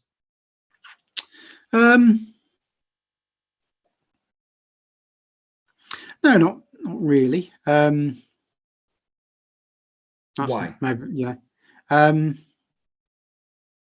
because I think we've got to such a size that I think that there's more to be gained from supporting crypto than there is from trying to outlaw it. Now you'll get areas to do it, but you know, we've got areas around the world that have kind of legalized it, so to speak, haven't we? And you know, even the Bank of England, you know, they've been talking about, you know, raising their own kind of cryptocurrency, if you like. So I think providing it can be taxed, and the countries of the world can get their money, or the governments of the world, then as soon as they find a way to do that fairly, I'm not sure what the solution is, then it will just be another mechanism. But you know, you've had, as I mean, I'm not a banker by any length of imagination or like that, or a financial expert from that point of view, but from my understanding, there's been cryptocurrencies around for no end of years, and I think the banks kind of, you know, deal with them as well, don't they, in terms of transferring, you know, funds from one bank to another. So it's, you know, the thing, it's not new, it's just new to a lot of people. Well, you know, and there's a lot of talk kind of all over the world now about these CBDCs, these central bank digital currency platforms that are being put in place. I don't know that anybody's looking to totally outlaw crypto. Like you're going to wake up one morning and all of a sudden your crypto's gone. Oh, no more crypto. You know, I don't think that's the case. But I do see very clearly, I think, that the governments of the world are very much trying to put their hands in it and grab hold of it a little bit, and place some regulations on it that they're selling as good for us, but ultimately are probably just going to be good for them. And I wonder, you know, with TerraCVita, and between that and the charity program, helping new apps and different things that are coming up. I just wonder if, because there are some initiatives out there that are kind of trying to fight some of these regulations, and that might not directly be affiliated, you know, pointed at LUNC, but it affects all of crypto as a whole, and so by proxy also LUNC. So I don't know. It's just kind of like thoughts off the top of my head. I don't know if you had really come up against any of that, or if anybody's talked to you about any of these things that are going on, you know, where they're trying to curtail what we're doing. No, I mean, to be completely honest with you, I've not had, certainly in recent months, I've not had a chance to do that kind of much kind of research. I've just been absolutely flat out. I mean, you know, since I've not had a day off since, well, I had a day off since May the 12th, and I went horse racing. It was a Memorial Day for for an uncle that passed in the COVID era, if you like. He used to like horse racing and stuff like that, and I think we decided to launch the burn tax that day. So, you know, I spent about 4 hours on the phone sorting stuff out with that. So I've not actually had a day off since May the 12th. Oh my And the goodness. first couple of months, you know, it's going to sound unbelievable what I'm about to say, but, you know, regularly I do 40 or 44-hour days. And you think, well, how does that work? Well, you do 40 hours and you have 2 hours sleep, then you do another 24, then you have 4 hours sleep. And, you know, I was having 12 hours sleep a week for about 6 weeks. Just kind of building kind of teams up and trying to get momentum and things like that. Yeah, fantastic amount. Yeah, it's, I mean, I thought I was going to make myself quite sort of ill, really, because I was just purely kind of running on adrenaline, but, you know, there you go. So you know, I've never put so many hours in for, you know, in my life into anything. Well, certainly something that don't pay anyway. Where it never, lately I I've been actually do this full bitching. time. You know, most people that I come across, you know, they have a day job. Well, this is my day job. Right. No, yeah, what I was just going to say is lately I've been bitching and moaning to everybody about how much we're working lately. Because it's the end of the season. We work seasonally here because after Thanksgiving, we start getting into colder weather and the ground gets hard, and I'm in construction. So we're off from Thanksgiving, sometimes Christmas, depending on the weather, through to probably the end of April, maybe even beginning of May. We're off. And so toward the end here, once we hit September, now it's a mad crunch to get as much work done as we can because we know the weather's coming in. So I've been bitching and moaning to everybody about how much I've been working. Like I actually had to work Saturday and Sunday this week for the first time, like all year. And so I actually started thinking about a couple days ago. I remember I was like so aggravated because of how long we were working.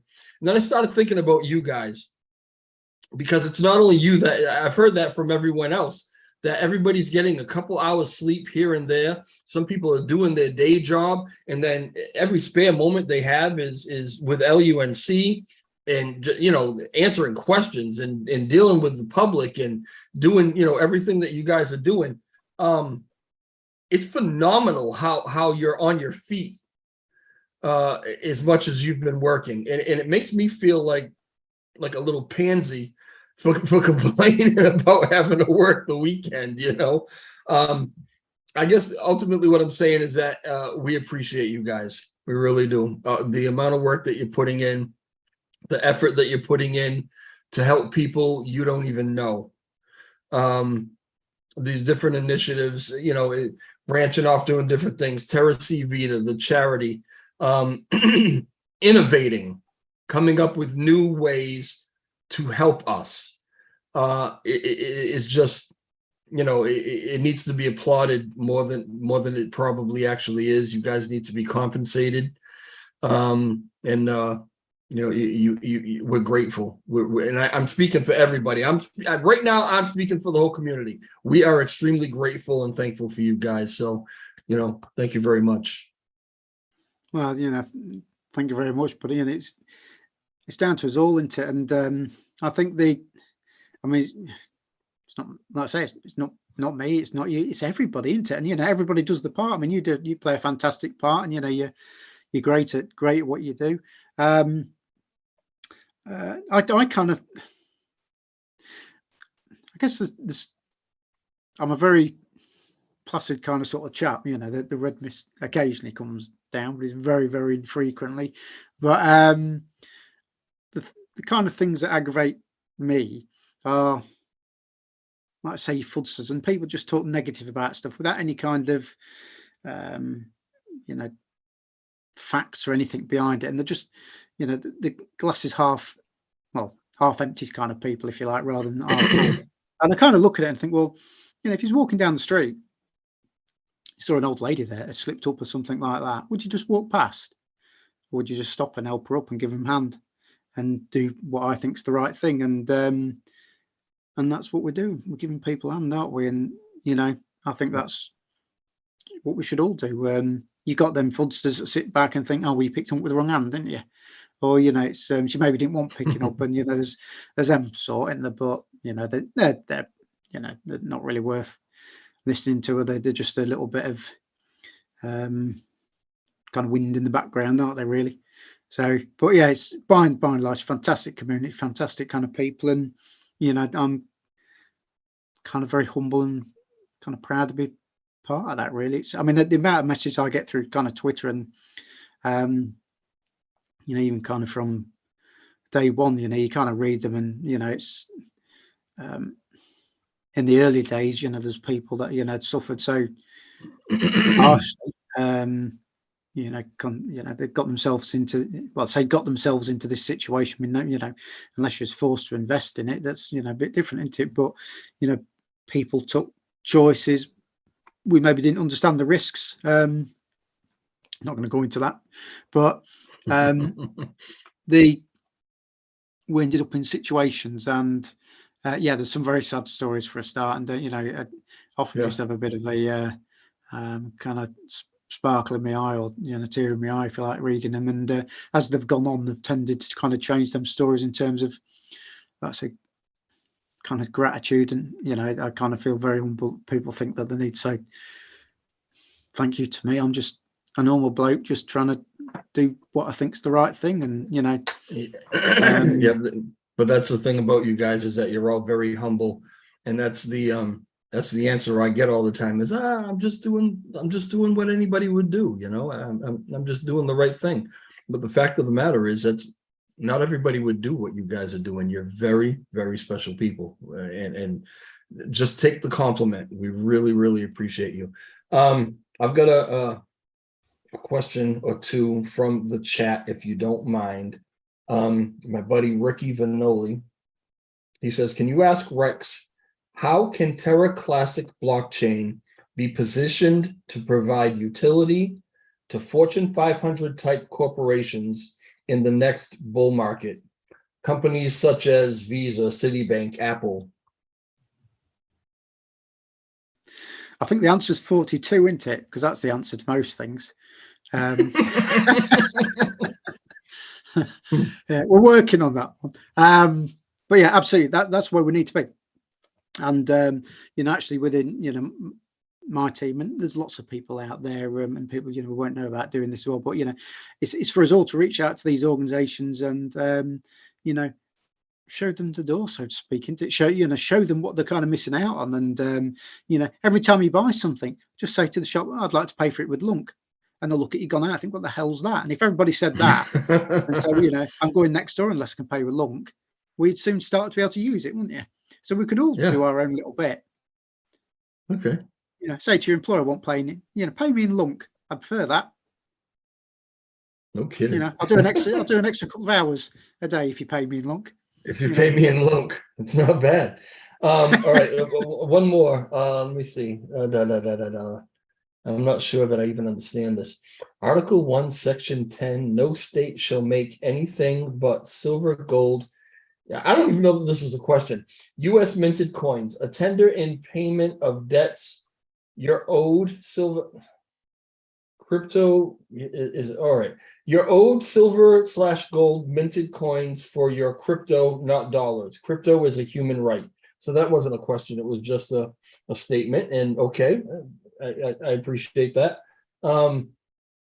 Yeah, usually everybody in my chat is just, you know, everybody kind of knows each other, and they just sit here and say hi to each other and have their own conversations, not even paying attention to what I'm doing, but that's all right. Yeah, I think when it comes down to it, it's just listening to a couple of things you said there. It's what is crypto and what is finance and ecosystems and financial systems. So, and, you know, if you really think about it, what actually is it? I mean, does it matter whether you're using crypto or, you know, whether you're trying to barter with chickens' eggs or, you know, here's it a only has corner, value whatever because it is. we say it has Got, value, right? Yeah. If you've got something that somebody else wants and it's got some kind of value to it, then, you know, that's valuable to the other person. And, you know, it's, you know, the price of something isn't set by the person selling it. It's set by those that want to buy it. And, you know, you try selling your house and you can ask, you know, whatever you like for it. But unless somebody's prepared to pay for it, well, it don't really matter, is it? You know, you're saying what you think it's worth to you. but it's what it's worth to somebody else. That's what affects the value. And I think that's what we've got to work on. We've got to make sure that, you know, we make sure that to other people, this is something that they want to get involved in. And like I say, you know, I was kind of saying a little bit tongue in cheek in the last, in my last kind of couple of sentences there. But yeah, you know, I mean, seriously, you know, if you said to your employer, I want painted long, or every time you go to a shop, you say, I want to iron long, that soon starts to, you know, it soon starts to get around, doesn't it? You know, it's Yeah. there you go. All right. Before I let you go, because we've had you for a while, I just want to ask you, is there anything else about TerraCVita that we didn't cover that you wanted to talk about?